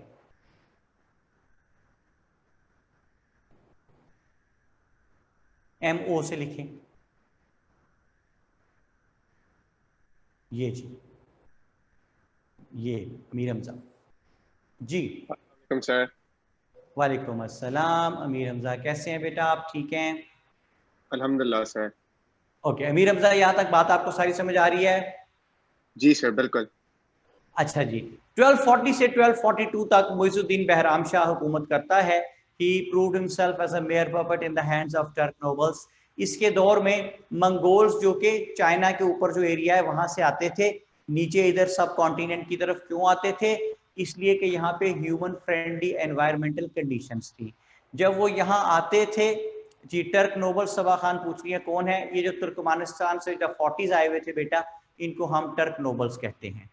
अच्छा जी, ये जनाब वहां से आते थे, मंगोल्स जो है ऊपर चाइना के पास से आते थे, हिमालयाज को क्रॉस करके सब कॉन्टिनेंट में इंडिया में आ जाते थे। इसलिए आ जाते थे कि यहाँ पे ह्यूमन फ्रेंडली एनवायरमेंटल कंडीशंस थी और ऊपर मौसम बहुत सर्द होता था। तो यहाँ पे ये इन्वेड करते थे ताकि यहाँ पे आके कब्जा करके सुकून सी वाली जगह पे एनवायरमेंटल प्योर एक वो proper human friendly environment condition में रह सकें, इसलिए आते थे। ये समझ आ गई आपको जनाब के क्यों इन्वेट करते थे मीर हमजा? ये जी सर बिल्कुल। ये यहाँ पे आ जाते थे जी, इन्वेट किया इन्होंने और इन्होंने लाहौर पे कब्जा कर लिया और Muizuddin Bahram Shah could not do anything, बड़ा नालायक आदमी था। तो उसको 1242 में 40s के खिलाफ उसने साजिश की, क्योंकि 40s उसको डिक्टेट करवाते थे उसने कहा यार सुल्तान मैं हूँ, every now and then I am being subjugated और डिक्टेटेड बाय दीज 40s। उसे चला गुस्सा, उसने क्या किया, 40s का एक बड़ा अहम आदमी था, उसका नाम था मलिक सनकार। तो उसने मलिक सनकार को जो है वो कत्ल करवा के उसके आत्मा संस्कार करवा दिए, और बाकी 40s जो हैं दे गॉट अलर्ट और उन्होंने इसको मुइजुद्दीन बहराम शाह को कत्ल करवा दिया। और अब के उन्होंने सुल्तान 1242 में बना दिया अलाउद्दीन मसूद को। अलाउद्दीन मसूद कौन है? ये रुकनुद्दीन फिरोज का बेटा है, यानी शमसुद्दीन अल्तमश का ग्रैंड सन है, पोता। ठीक है अमीर रमजा? जी सर। अब आगे बात चलती है यहाँ से। सना कह रही थी सॉरी माइक इशू है। ओके नो प्रॉब्लम बेटा, इट्स ऑलराइट। अच्छा जी, तो यहाँ से बात आगे चली कि ये 1242 में ये बना अलाउद्दीन मसूद। ये भी नालायक आदमी साबित हुआ। इसके दौर में भी मंगोल्स ने इन्वेड किया। 1246 तक उन्होंने मुल्तान पे भी कब्जा कर लिया। Again he could not do anything, helpless था, वर्थलेस सा आदमी था, और इसको भी 1246 में हटाया और अब के उन्होंने सुल्तान बना दिया अल्तमश के सबसे छोटे बेटे नसीरुद्दीन महमूद को। ये जो नसीरुद्दीन महमूद था ये यहां पे 20 साल हुकूमत करता रहा। He was wise enough that he never challenged the authority of the 40s, और 20 साल मजे से हुकूमत करता रहा। बिल्कुल एक लायक आदमी था, नेक आदमी था, दीनदार आदमी था नसीरुद्दीन महमूद। इस हद तक ईमानदार इंसान था कि कुरान मजीद के नुस्खे लिखता था, बड़ा खुशखत था, तो बड़े खूबसूरत लिख के ना कुरान मजीद के नुस्खे वो बाजार में बिकने के लिए भेजता था। उससे जो अर्निंग होती थी उससे अपना रोजमर्रा का खर्चा चलाता था। एक दफ़ा ही केम टू नो कि जो नुस्खे ये लिख के भेजता है वो बाजार में बड़े महंगे दामों बिक जाते हैं। तो इसको एहसास हुआ कि ये इसको अनफेयर इनकम हासिल हो रही है, तो इसने फौरी तौर पे एक ऐसे मुलाजिम के हाथ वो नुस्खे बाजार में बिकने के लिए भेजने लगा जिसको लोग बाजार में बतौर सुल्तान के खादिम के रिकग्नाइज नहीं करते थे, और उसको भी इसने कहा कि आपने जाके ये बताना नहीं है कि ये सुल्तान ने लिखे हुए हैं ताकि मुझे अनड्यू फेवर ना मिले। मुस्तफ़ा इमरान पूछ रहे हैं जी कि sir relation of Nasiruddin with any other previous ruler? Yes, सबसे छोटा बेटा है शमसुद्दीन अल्तमश का। और नुमान इकबाल कहते हैं he was grandson of Altamash, he was son of Altamash. Numan सबसे छोटा बेटा है। जो अलाउद्दीन मसूद है, अलाउद्दीन मसूद वो बेटा है रुकनुद्दीन फिरोज का और ग्रैंड सन है अल्तमश का। क्या करते हो यार, कितनी आसान बात को मुश्किल बनाते। अच्छा जी, 1266 में नसीरुद्दीन महमूद का ये रूल खत्म होता है। एक बहुत इंटरेस्टिंग बात आप लोगों को बताना चाहता हूं, जरा सा पीछे जाइए। शमसुद्दीन अल्तमश के दौर में ये जो 40s आए थे उनमें से एक बंदे का मैंने आपको नाम लिखवाया था, वो कौन था?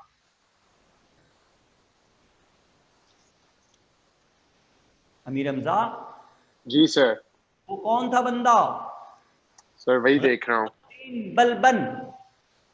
जी सर बिल्कुल, गयासुद्दीन बलबन। ये जो गयासुद्दीन बलबन था जी सर, ये बतौर बॉडीगार्ड आया, स्लेव बना, फिर ये रॉयल कोर्ट का एडमिनिस्ट्रेटर बना, फिर इसको शमसुद्दीन अल्तमश ने रॉयल कोर्ट का सीनियर एडमिनिस्ट्रेटर बना दिया। शमसुद्दीन अल्तमश मर गया, गयासुद्दीन बलबन जिंदा रहा, और रुकनुद्दीन फिरोज के दौर में भी रॉयल कोर्ट में बतौर सीनियर एडमिनिस्ट्रेटर मौजूद रहा। रुकनुद्दीन फिरोज मर गया, गयासुद्दीन बलबन जिंदा रहा और रॉयल कोर्ट में बतौर सीनियर एडमिनिस्ट्रेटर मौजूद रहा। और रजिया सुल्ताना के दौर में भी आ गया ये, रजिया सुल्ताना भी मर गई, गयासुद्दीन बलबन जिंदा रहा, और अलाउद्दीन और मुइजुद्दीन बहराम शाह के दौर में भी मौजूद रहा। मुइजुद्दीन बहराम शाह मर गया, गयासुद्दीन बलबन जिंदा रहा, और अलाउद्दीन मसूद के दौर में भी बतौर सीनियर एडमिनिस्ट्रेटर रॉयल कोर्ट में मौजूद रहा। वो अलाउद्दीन मसूद भी मर गया, गयासुद्दीन बलबन जिंदा रहा, और नसीरुद्दीन महमूद के दौर में भी रॉयल कोर्ट में बतौर सीनियर एडमिनिस्ट्रेटर मौजूद रहा। और अब के तरक्की करता करता वो शख्स जो बतौर बॉडीगार्ड आया था, स्लेव बना, एडमिनिस्ट्रेटर बना, सीनियर एडमिनिस्ट्रेटर बना, और नसीरुद्दीन महमूद के दौर में वो तरक्की करता करता सुल्तान का फादर इन लॉ बन गया, ससुर बन गया। वो नसीरुद्दीन महमूद भी मर गया, ये ससुर गयासुद्दीन बलबन जिंदा रहा, और 1266 में ये खुद सुल्तान बन गया, और 1266 से 1286 तक 20 साल ये रूल करता रहा। ठीक है, क्या करियर था इसका? हाँ जी, तरक्की देखे आप, भाई की तरक्की चेक करें, कहां से चला कहां पहुंचा। तो 1266 से 1286 तक 20 साल ये रूल करता है। इसका रूल जो है, it is considered as a golden period of the slave dynasty, इसलिए कि he was a wonderful administrator, he was a great general. इसके दौर में मंगोल्स ने इन्वेड किया, हर दफा इसने मंगोल्स को भगा दिया। इसके डाउनफॉल का सबब क्या बना? डाउनफॉल से पहले बता दूं कि इसने 40s की पावर को ब्रेक कर दिया। खुद भी तो 40s में सही था ना अमीर हमजा ये? जी सर, बिल्कुल। इसने उनकी पावर को ब्रेक कर दिया। और मुस्तफा इमरान कहते हैं sir Balban married daughter of Nasir. जी बिल्कुल बेटे, अभी तो कहा है, डॉटर ऑफ नासिर नहीं, बलबन की बेटी थी, और बलबन की बेटी की शादी की इसने सुल्तान नासिर से। ठीक है, यानी उसका ससुर बन गया, सुल्तान का फादर इन लॉ बन गया। अच्छा जी, 40s की पावर को इसने ब्रेक कर दिया। 40s का एक लीडर था, उसका नाम था मलिक बक, BAQ, उसको कत्ल किया, उसकी बक बंद कर दी। उनका एक लीडर था शेर खान, वो KPK में रूलर बना बैठा था।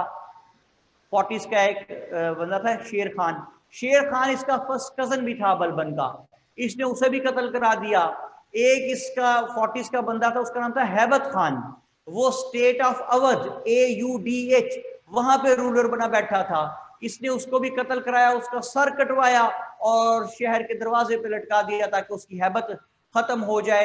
And in this manner Ghiyasuddin Balban manage to break the power of 40s, the fear of 40s, वो खत्म कर दिया इसने। इसका डाउनफॉल ऐसे हो गया कि इसके दो बेटे थे, एक था बगरा खान BAGHRA बगरा खान, और एक दूसरा बेटा था जिसका नाम था मोहम्मद अली। ये जो बेटा था मोहम्मद अली, ये बड़ा ओबीडियंट था, बड़ा बहादुर था, हर दफा मंगोल्स को इन्वेड जब वो करते थे ये बाहर के उनको भगाता था।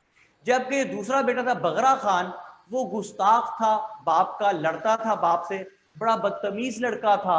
उसने क्या किया, एक दफा अब्बे से लड़ा, गयासुद्दीन बलबन से, कौन?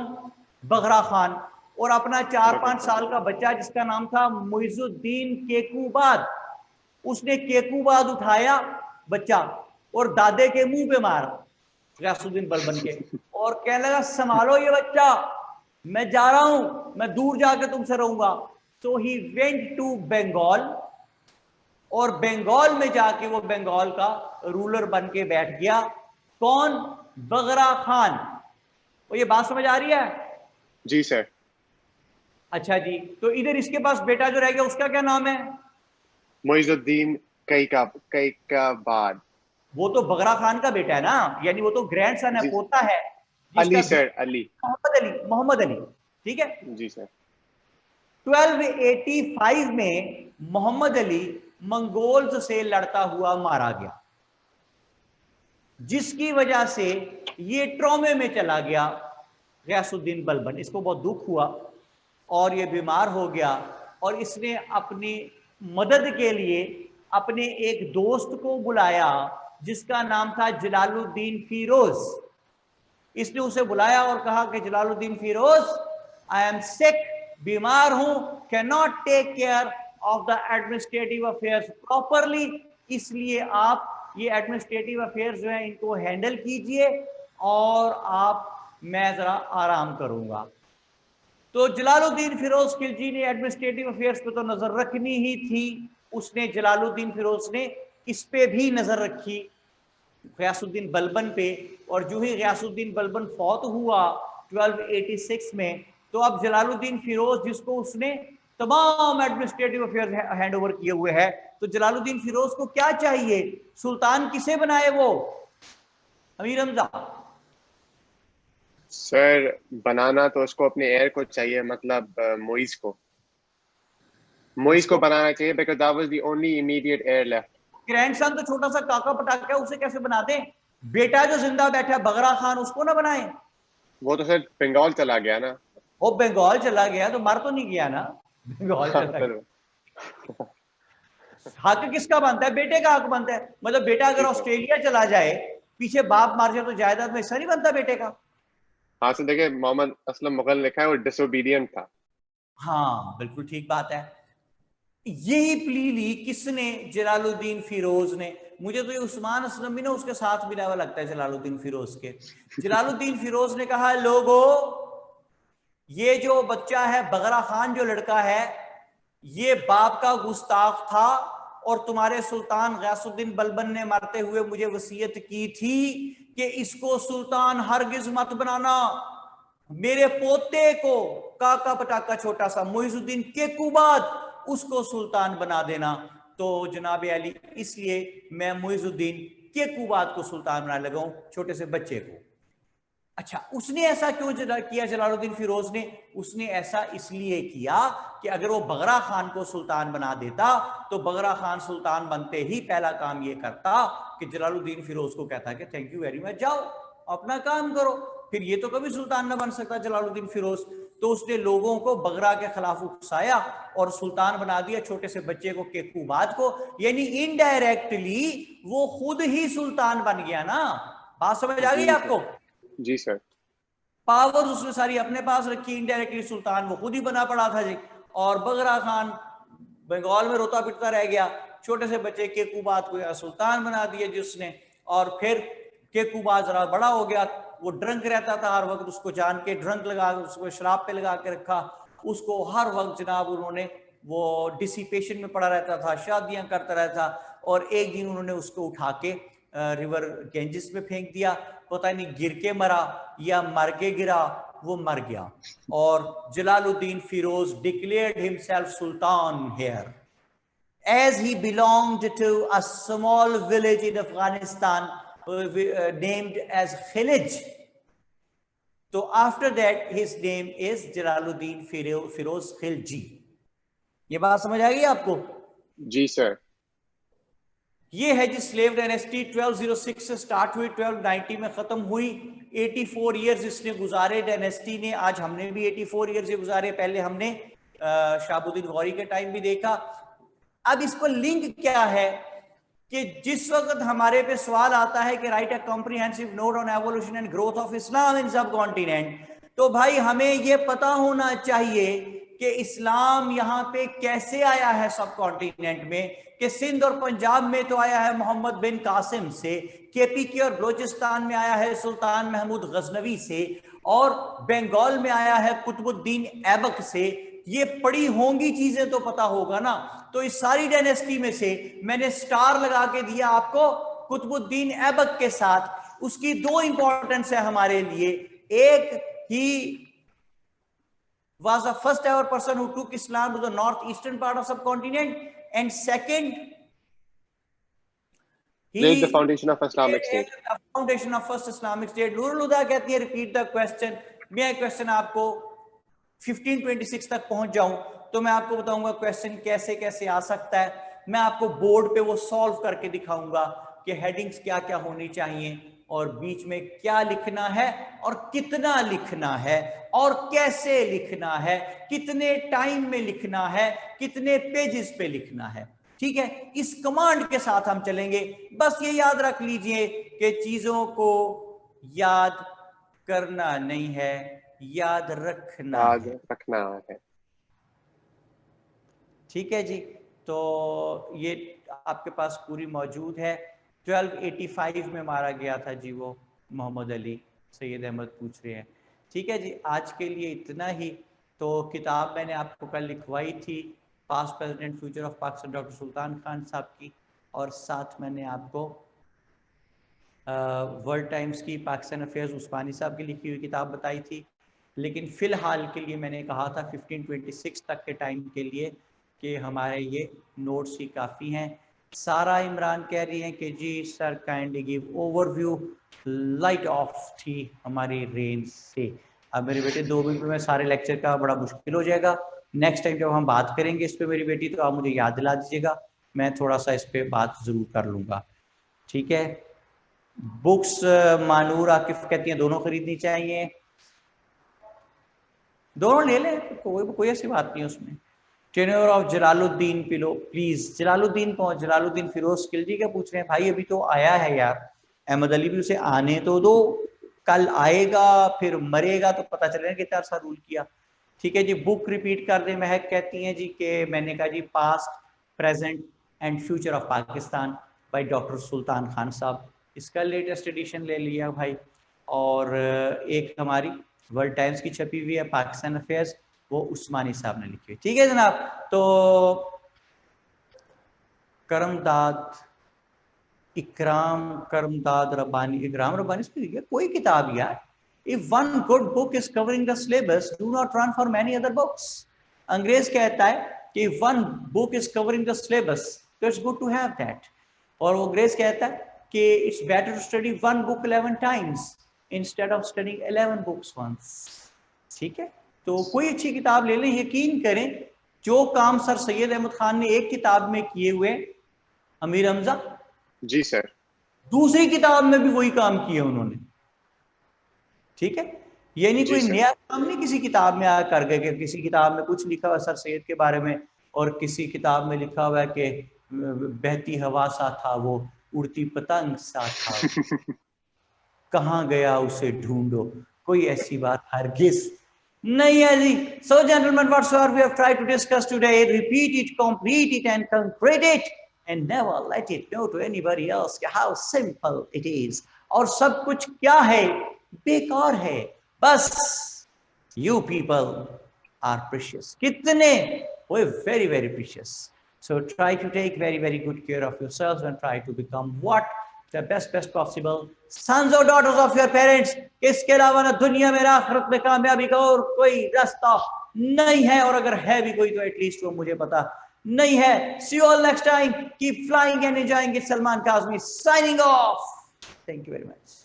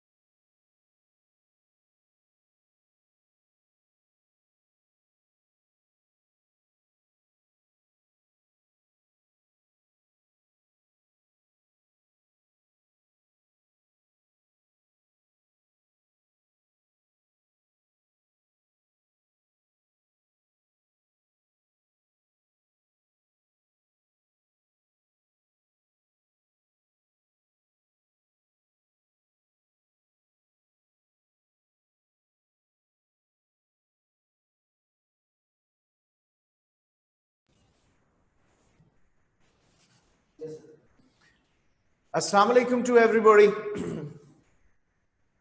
Start हो गया? Assalamu alaikum to everybody. A very pleasant morning. Lahore is rainy today, and I hope that in some other cities too it is raining. Asan, thank you very much. Walaikum assalam. Maria beta, walaikum assalam. Usman, walaikum assalam. Momal, thank you. Well, I hope all of you are going to enjoy both your health and your CSS. जैसे कि मैंने कल कहा था कि एक पहला आपका सैचुरेशन पॉइंट आ जाना है पहले ही हफ्ते में, जब आप में से कुछ लोगों को लगना है मेरे बस की बात नहीं है, बड़ा मुश्किल है, नहीं मैं नहीं कर सकता, टाइम कम है, ये नहीं वो नहीं, तो इन चीजों को आपने ओवरकम करना है, ठीक है? Just shake off these kind of thoughts out of your mind. These are the people like you who do it. Definitely they're not supposed to be the salt of the earth. आप जैसे ही लोग करते हैं और आप में से ही करेंगे इंशाल्लाह ताला, ठीक है? तो मीनवाइल अभी प्रीवियस जो हमने बातचीत की, जो कल हमने कंटेंट्स को डिस्कस किया, आपको उसका पेज सेंड कर दिया गया है, एक्नॉलेज कर दें, आपको वो पेज मिल गया है, और उससे रिलेटेड अगर आपने कोई क्वेश्चंस करने हैं तो आप कर सकते हैं, वरना हम आगे चल रहे हैं. Anybody? So जहां से you have got, it means everybody has got that page basically. Any question on your part? Then I'm going to proceed on to Prezi writing, and I'm going to make a request to all of you. वो request ये होगी कि मैं आज Prezi और उसके contents को, उसके rules को discuss करने लगा हूँ, ठीक है? इस दौरान कोशिश कीजिए आप क्वेश्चन ना पूछें.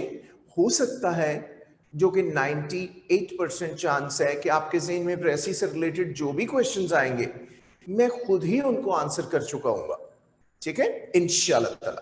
तो at the end of these points, हर एक कंटेंट को करने के बाद मेरा स्टाइल ये है, मैं आपसे क्वेश्चन आंसर्स लेता हूं, ये नहीं कि eight the end of lecture, ठीक है? Got the idea? तो ये नहीं कि eight the end of lecture